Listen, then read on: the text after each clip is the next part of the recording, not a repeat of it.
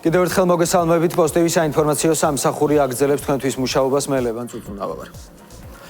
საქართველოს პრემიერ-მინისტრი ყაზახეთის რესპუბლიკაში მაღალი დონის შეხვედრების განაგრძობს. ქართული დელეგაცია ირაკლი კობახიძის ხელმძღვანელობით ყაზახეთის საერთაშორისო ფინანსურ ცენტრს ესტუმრება.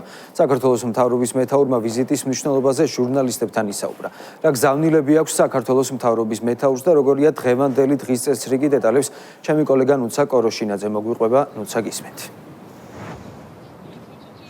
დიახ, ლევან, პირველ რიგში გეტყვით, რომ დღეს არაერთი შეხვედრა გაიმართა, თუმცა ამ წუთებისათვის მთავრობის მეთაურის ვიზიტი ყაზახეთის რესპუბლიკაში დასრულებულია, როგორც თქვენ აღნიშნეთ, 2 დღის განმავლობაში საკმაოდ დატვირთული დღის წესრიგი ჰქონდა საქართველოს დელეგაციას, რომელსაც მთავრობის მეთაური ხელმძღვანელობს, მათ შორის შეხვედრები გაიმართა უმაღლეს დონეზე ყაზახეთის რესპუბლიკის პრეზიდენტთან და პრემიერ-მინისტრთან. შეგვიძლია ვთქვათ, რომ აღნიშნული ვიზიტი, როგორც თავად პრემიერ-მინისტრმაც შეაფასა, არის ისტორიული, რადგან ვიზიტის ფარგლებში ხელი მოეწერა შეთანხმებას თავისუფალი ვაჭრობის შესახებ შეთანხმებას, რომელიც ქვეყნებს შორის არსებულ ურთიერთობებს ახალ იმპულსს შესძენს და ახალ ეტაპზე გადაიყვანს. ზოგადად, საქართველოს და ყაზახეთის ურთიერთობები გახლდათ მჭიდრო, წლიდან წლამდე აღნიშნული ურთიერთობები არის მზარდი, თუმცა აღნიშნული შეთანხმების შედეგად ურთიერთობები კიდევ უფრო მეტად გაღრმავდება. მოგეხსენებათ ისიც, რომ როგორც საქართველოს, ასევე ყაზახეთი საკმაოდ დატვირთული ფუნქცია აქვს შუა დერეფანში და შესაბამისად აღნიშნული კიდევ უფრო მეტად გააღრმავებს ურთიერთობებს და ახალ იმპულსს შესძენს. რაც შეეხება თავად შეხვედრებზე მთავარი განხილვის თემა გახდა ქვეყნებს შორის არსებული ურთიერთობები და ის პოზიტიური დინამიკა, რომლებიც წლების განმავლობაში ქვეყნებს გააჩნია. ვიზიტის დასრულების შემდეგ ვიზიტი შეაჯამა ქართულ მედიასთან მთავრობის მეთაურმა ირაკლი კობახიძის განცხადებით, ეს არის ისტორიული ვიზიტი, რადგან ხელმოწერილი დოკუმენტი ახალ იმპულსს გააჩენს და ახალ შესაძლებლობებს შექმნის ქვეყნებისათვის. მე ვიტყოდი, ეს არის განსაკუთრებული მნიშვნელობის ვიზიტი. თავის მნიშვნელობით არის ისტორიული ქართულ-ყაზახური ურთიერთობებისთვის, გამომდინარე იქიდან, რომ ჩვენ ხელი მოვაწერეთ სტრატეგიული პარტნიორობის შეთანხმებას ყაზახეთის რესპუბლიკასთან. ეს არის ძალიან მნიშვნელოვანი შეთანხმება, რომელიც სრულიად სხვა დონეზე აიყვანს ჩვენს ურთიერთობებს. ჩვენ გვაქვს ისედაც ძალიან კარგი დინამიკა ჩვენს ურთიერთობებში, გვაქვს შესანიშნავი პოლიტიკური ურთიერთობები და გვაქვს ძალიან მზარდი ეკონომიკური თანამშრომლობა. ყაზახეთი არის ჩვენთვის ერთ-ერთი უმთავრესი ეკონომიკური პარტნიორი და თქვენ იცით, რომ ზოგადად ძალიან დიდ მნიშვნელობას ვანიჭებთ ამ რეგიონს, შუა აზიას და ამ რეგიონში ყაზახეთის როლი თქვენ მოგეხსენებათ, რომ არის განსაკუთრებული. ეს არის ძალიან მზარდი ეკონომიკა, ყველაზე დიდი ეკონომიკა რეგიონში. საკმაოდ დატვირთული დღის წესრიგი ჰქონდა საქართველოს დელეგაციას დილიდან, მათ შორის ერთ-ერთი ბოლო შეხვედრა მათ გამართეს ყაზახეთის ფინანსურ საერთაშორისო ცენტრში. მე მაყურებელს შევახსენებ, მთავრობის მეთაურის ვიზიტი ყაზახეთის რესპუბლიკაში დასრულდა. 2 დღის განმავლობაში არაერთი მაღალი რანგის შეხვედრა გაიმართა და შეგვიძლია ვთქვათ, რომ ვიზიტი კონკრეტული შედეგებით დასრულდა, რასაც თავისუფალი ვაჭრობის შესახებ ხელმოწერილი დოკუმენტი ადასტურებს. მადლობა, ნუცა ყაზახეთიდან პირდაპირ ეთერში ნუცა კოროშინაძე საუბრობდა. ყაზახეთში ოფიციალური ვიზიტის ფარგლებში საქართველოს პრემიერ-მინისტრი დელეგაციასთან ერთად ელმავალ მშენებელ ქარხანას ესტუმრა, მანამდე კი ირაკლი კობახიძეს ყაზახმა კოლეგამ უმასპინძლა. შეხვედრა გაფართოებულ ფორმატში გაიმართა, ორი ქვეყნის მინისტრთა კაბინეტის წევრებმა ეკონომიკური და სტრატეგიული პარტნიორობის გაღრმავებაზე იმსჯელეს.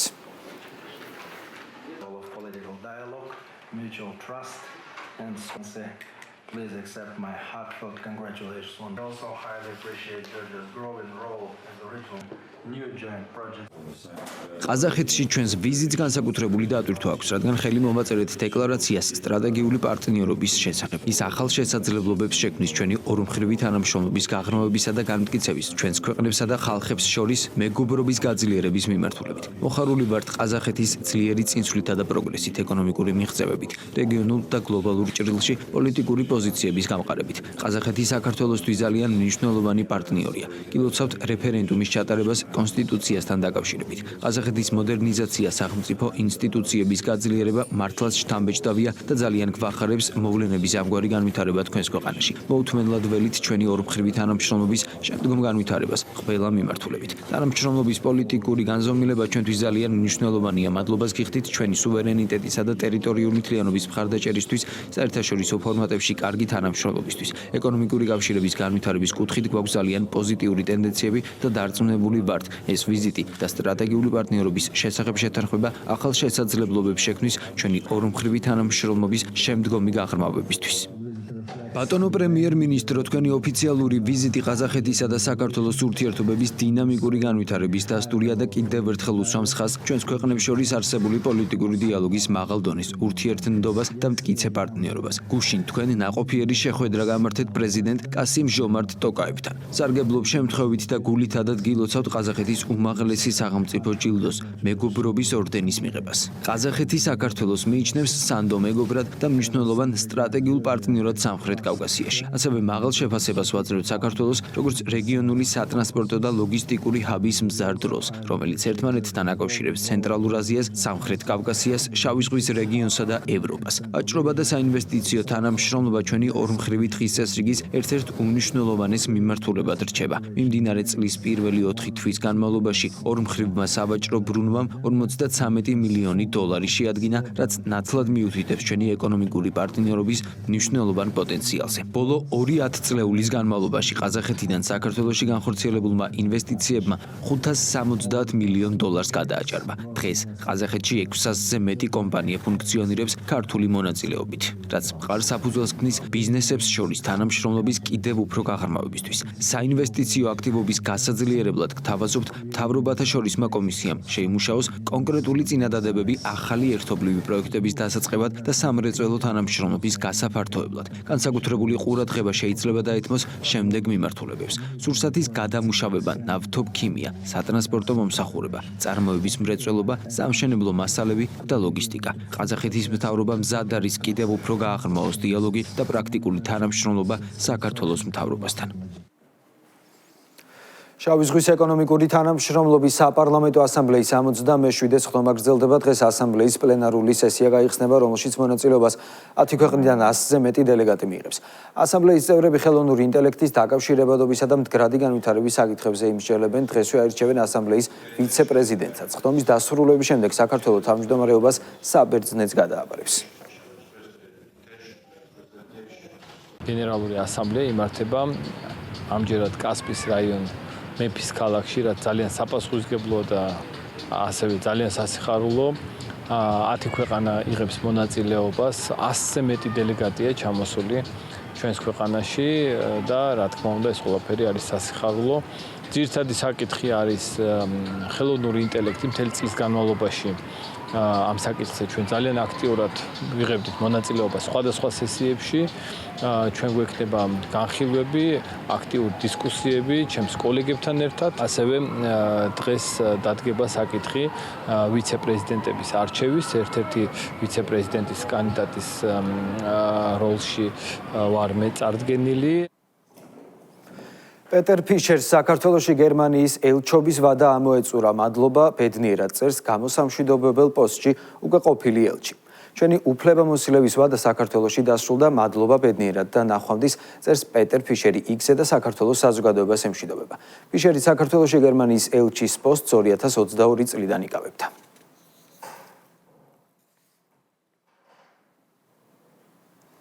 საქართველოს სახელმწიფო უსაფრთხოების სამსახურის უფროსის პირველი მოადგილე დელეგაციასთან ერთად ამერიკის შეერთებულ შტატებში იმყოფება ლაშა მაღრაძე მონაწილეობს მსოფლიო კონტრტერორისტული უწყებების ხელმძღვანელი პირების კონფერენციაში, ასევე გაეროს შტაბ-ბინაში გაიმართება პანელური დისკუსიები ტერორიზმთან ბრძოლის მიმართულებით არსებული გამოწვევების, მათი გადაჭრის გზებისა და მრავალმხრივი ქსელების გამოყენებით კოორდინაციისა და კავშირების გაძლიერების შესახებ. გაეროს კონტრტერორისტული კვირეული წარმოადგენს მნიშვნელოვან პლატფორმას. იგი აერთიანებს სხვადასხვა სახელმწიფოებს, საერთაშორისო ორგანიზაციებს და ექსპერტებს საერთო მიზნის დამოცანეს ტერორიზმის წინააღმდეგ საბრძოლველად. მსოფლიო უსაფრთხოების გარემო დღეს მნიშვნელოვანი გამოწვევების წინაშე დგას. ტერორიზმი მნიშვნელოვნად განიცდის ტრანსფორმაციას, იგი ხშირ შემთხვევაში სცილდება სახელმწიფო საზღვრებს და ამ ვითარებაში მნიშვნელოვანია საერთაშორისო თანამშრომლობის გაღრმავება, ინფორმაციის დროული გაცვლა და ტერორიზმის წინააღმდეგ საბრძოლველად ერთიანი ერთგვაროვანი მიდგომების ჩამოყალიბება. გლობალური უსაფრთხოების გარემოს გათვალისწინებით საქართველოსთვის კვლავინდებურად პრიორიტეტულ რჩება საერთაშორისო ტერორიზმის წინააღმდეგ ბრძოლა. ამ მიმართულებით საქართველოს მთავრობა მნიშვნელოვან ნაბიჯებს დგავს საერთაშორისო თანამშრომლობის კიდევ უფრო მეტად გაღრმავების მიზნით. საქართველოს შინაგან საქმეთა მინისტრი სომეხი კოლეგის მიწვევით სომხეთის რესპუბლიკაში ოფიციალური ვიზიტით დელეგაციასთან ერთად გაიმგზავრა. სულხან თამაზაშვილი ორმხრივ შეხვედრას გამართავს სომხეთის შინაგან საქმეთა მინისტრთან, ასევე დელეგაციასთან ერთად ეწევა სომხეთის საპოლიციო დანაყოფებს და მათ საქმიანობას გაეცნობა. დაგეგმილია შეხვედრა პრემიერ-მინისტრ ნიკოლ ფაშინიანთან და სახელმწიფო უსაფრთხოების სამსახურის დირექტორ ანდრანიკ სიმონიანთან.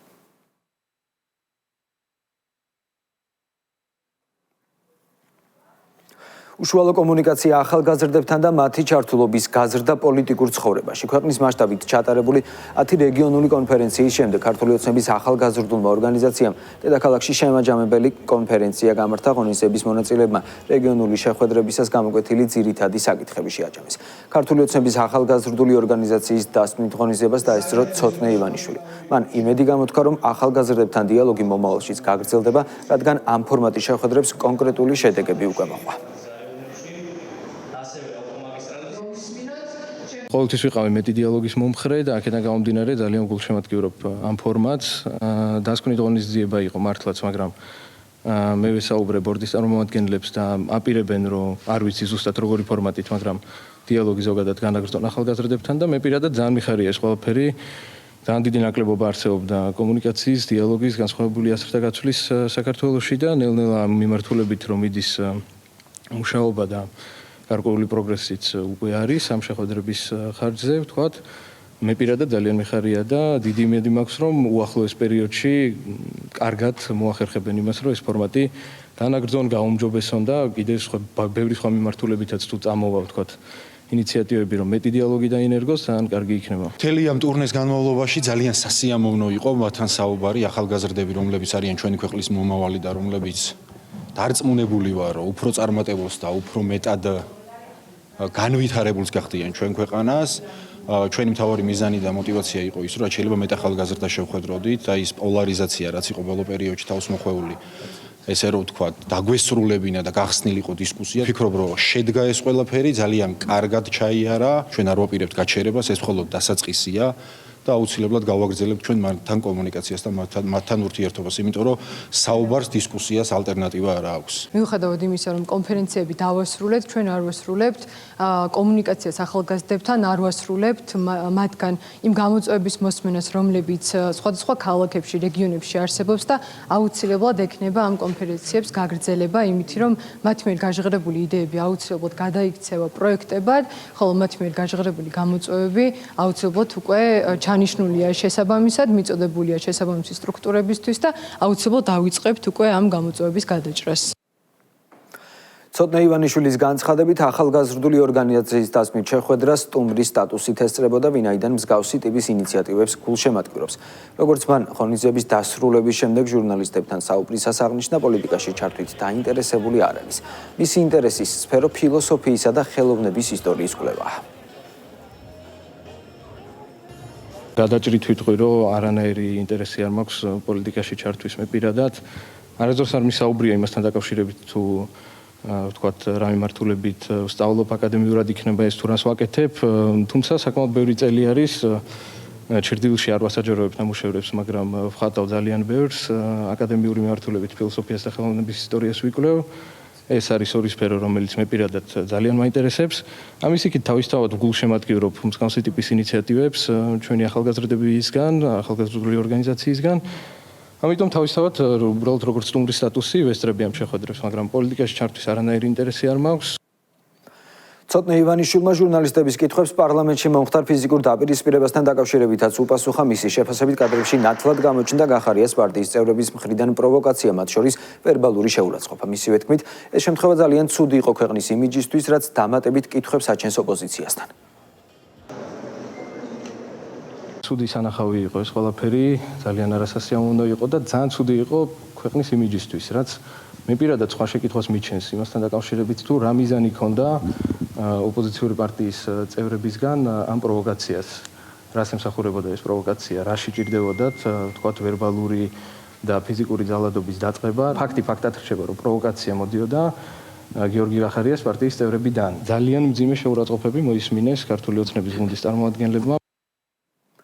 ცოტნე ივანიშვილმა ევროინტეგრაციის პროცესზეც ისაუბრა, როგორც ის აცხადებს, საქართველოს უნდა ისწრაფოდეს ევროკავშირისგან ქართული ტრადიციებისა და ღირსების შენარჩუნებით და არა მათი დათმობის ხარჯზე. რა თქმა უნდა, საქართველოს უნდა ისწრაფოდეს ევროკავშირისკენ, იმ ღირებულებებისკენ, რასაც შეგვიძლია ევროპის დეფინიციას მივაბათ, რაც არის ქრისტიანული მორალი, განმანათლებლების ფილოსოფია, ადამიანის უფლებები და ასე შემდეგ.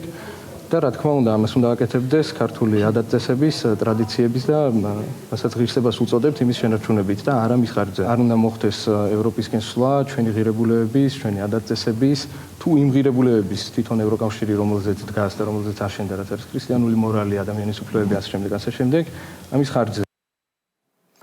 ელენე ხოშტარიას გამოკვლევებისთვის საპატიმროდან ვივამეთში უახლოესი 2 დღის განმავლობაში გადაიყვნენ გადაწყვეტილება პენიტენციურმა სამსახურმა მშავდებულის ექიმებთან რამდენიმე საათიანი კონსულტაციის შემდეგ მიიღო.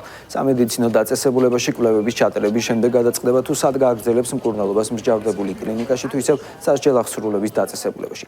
როგორც პენიტენციური სამსახურის გენერალური დირექტორი აცხადებს, დიაგნოზი, რომელზეც ხოშტარიას წარმომადგენლები საუბრობდნენ, პენიტენციური სამსახურის კვლევებით არ დადასტურდა.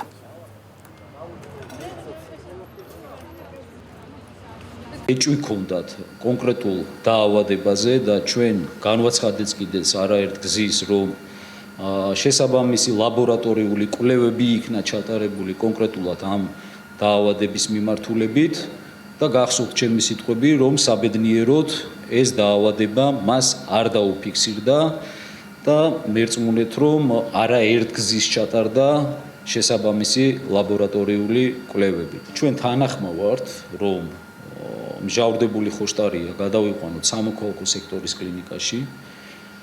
ეს არის სამოქალაქო სექტორის კლინიკა ვივამედი, რომელთანაც პენიტენციურ სამსახურს გააჩნია ხელშეკრულება და შესაბამისად უკვე კლინიკა ვივამედში ქალბატონი მაკას და ქალბატონი ანას მეთვალყურეობით მსჯავრდებული ხოშტარია გაივლის შესაბამის დამატებით კვლევებს. პენიტენციური სამსახური ყოველთვის და მუდამ მოქმედებს პაციენტის, ანუ ამ შემთხვევაში პაციენტის საუკეთესო ინტერესებიდან გამომდინარე. ქალბატონი ელენე გადავა ვივამედში, ჩატარდება ყველა საჭირო კვლევა, ლაბორატორიული, ინსტრუმენტული, ჩატარდება როგორც შევთანხმდით ყველა იმ სპეციალისტის კონსულტაცია, ვისაც ჩავთვლით საჭიროდ და მხოლოდ ამის შემდეგ, როცა ჩამოყალიბდება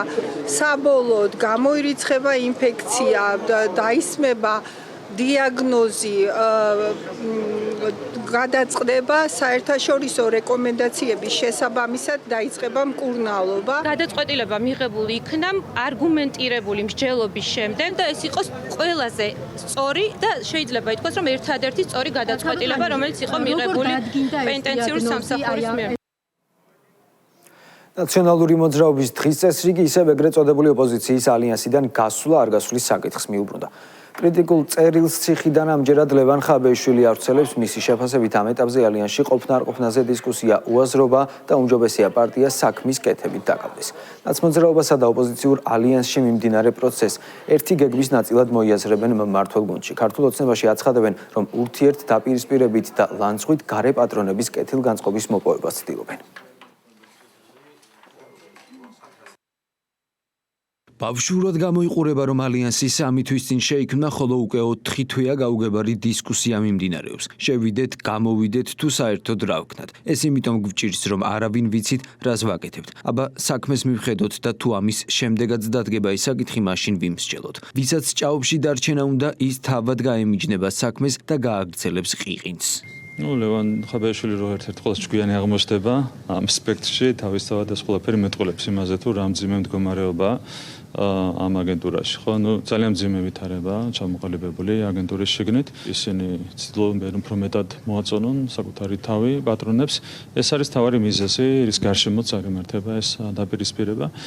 ჩვენთვის ეს ნაკლებად საინტერესოა, ჩვენთვის საინტერესოა ქვეყნის განვითარება. ჩვენ ვართ თლიანად კონცენტრირებული ამაზე, რაც უფრო მეტად დაიშლება აგენტურა, რაც მეტი დაპირისპირება იქნება აგენტურის შიგნით, მით უკეთესი ჩვენი დემოკრატიული სისტემის განვითარებისთვის. რამდენი წელია ვადევნებთ თვალყურს ერთმანეთში დაპირისპირებას, ხან გაერთიანდებიან, ხან დაიშლებიან, ლანძღავენ ერთმანეთს, მერე ისევ დაერთიანდებიან. ესაბამისად კონფლიქტებიც მგონია მე რომ აქინა გამომდინარეობს, რომელი უფრო თავს წარმოიჩენს და კარგ ადგილს დაიჭერს იმ გარე დავალების გამცემ პიროვნებასთან. მათი უფროსები, რასაც ეტყვიან უცხოეთში, იმას დაალაგებენ, თუმცა შიდა კონფლიქტები ისედაც არაკლიათ ერთმანეთის მიმართ, როგორც თავად დედა ნაცმოძრაობაში ამ აგენტურაში, ასევე ეგრეთ წოდებულ ალიანსის წევრებს შორისაც. ასე რომ შევა, გამოვა, დარჩება თუ რას გააკეთებს ეს დედა ნაცმოძრაობა და დედა აგენტურა ზოგადად ამას არსებითი მნიშვნელობა არ აქვს. მთავარი და კარგი პროცესი ის არის, რომ საკონსტიტუციო სასამართლო მოუსწრებს ნაცმოძრაობას, რომ გააუქმოს თუ თვით ლიკვიდაციამდე მივა, ეს არის უბრალოდ სანახავი. სენაკის მუნიციპალიტეტში წყალდიდობის შედეგად შექმნილი პრობლემების აღმოსაფხრელად სამუშაოები აქტიურად გრძელდება. ამ ეტაპზე სხვადასხვა ლოკაციაზე მობილიზებულია შესაბამისი სამსახურები და მძიმე ტექნიკა. მუნიციპალიტეტის მასშტაბით მიმდინარეობს გაწმენდითი და აღდგენითი სამუშაოები.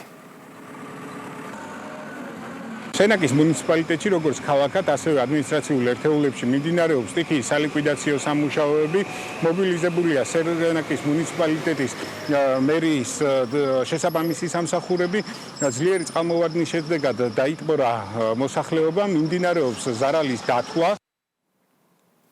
კახეთის სოფლებში საგზაო ინფრასტრუქტურის რეაბილიტაცია მიმდინარეობს. სოფელ შილაურში გზის 384 მეტრის სიგრძის მონაკვეთზე, ხოლო სოფელ კურდღელაურში გზის 263 მეტრის სიგრძის მონაკვეთზე ეწყობა ასფალტის ორფენიანი საფარი და სანიაღვრე სისტემა. სამუშაოები ადგილობრივი ბიუჯეტიდან ფინანსდება. მიმდინარე წელს თელავის მუნიციპალიტეტში გზების მოწესრიგების მიზნით ადგილობრივი ბიუჯეტის დაფინანსებით 19 პროექტი განხორციელდება. თელავის მუნიციპალიტეტის ორ სოფელში მოვინახულეთ ინფრასტრუქტურული სამუშაოების მიმდინარეობა, სოფელი შალაური და სოფელი კურდღელაური. აღნიშნული პროექტები მიმდინარეობს მუნიციპალიტეტში არა მხოლოდ რეგფონდის დაფინანსებით, არამედ ადგილობრივი ბიუჯეტის დაფინანსებით, რაც საბოლოო ჯამში კრებსითად ქმნის საკმაოდ დიდ მასშტაბს საბაზისო ინფრასტრუქტურის მოწესრიგების კუთხით. მუნიციპალიტეტის მასშტაბით ორ დიდ სოფელში პარალელურ რეჟიმში მიმდინარეობს ორფენიანი ასფალტის საფარის დაგება, ასევე ეწყობა სანიაღვრე არხები, პროექტი ფინანსდება ადგილობრივი ბიუჯეტით. საქართველოს მელიორაციამ ზემო სამგორის სარწყავი სისტემის ქვემო მაგისტრალურ არხზე რეაბილიტაციის პირველი ეტაპი დაასრულა. ახლა კი პირდაპირ ეთერში ვუბრუნდებით კასპს, სადაც შავი ზღვის ეკონომიკური თანამშრომლობის საპარლამენტო ასამბლეის 67-ე სხდომა მიმდინარეობს. სიტყვით გამოდის პარლამენტის თავმჯდომარე შალვა პავლაშვილი. ჩვენ მუშაობდით საპარლამენტო თანამშრომლობის თანამშრომლობის გაძლიერებაზე შავი ზღვის რეგიონში. პაფსეკი ყოველთვის წარმოადგენდა და წარმოადგენს საპარლამენტო თანამშრომლობის მნიშვნელოვან ქვაკუთხედს. დღევანდელი მისი როლი ყველაზე მნიშვნელოვანი არის. შავი ზღვის რეგიონი არის მნიშვნელოვანი გზაჯვარედინზე. მიმდინარე გეოპოლიტიკური საკითხების გათვალისწინების, ეკონომიკის განვითარების ფონზე, იმის გათვალისწინებით, რომ ტექნოლოგიური განვითარება ცვლის რეგიონს და გლობალურ წყობას და მაშინ როდესაც ორგანიზაციები ვერ ახორციელებენ მშვიდობის შენარჩუნებას, პაფსეკს აქვს უნიკალური შესაძლებლობა, რომ დავიცვათ ჩვენი საერთო ინტერესი ჩვენი ხალხის სახელით. საპარლამენტო ასამბლეები კონკრეტულად სენსიტიურებია თავიანთი მოქალაქეების პოლიტიკური სურვილებისადმი. ისინი უფრო ახლოს დგანან ხალხის მიერ მოთხოვნილი პრიორიტეტებისადმი. განსაკუთრებით ისეთ დროს, როდესაც გვაქვს გეოპოლიტიკური ცვლილებები, 4 წლის წინ რუსეთ-უკრაინის ომის დაწყება, პირდაპირ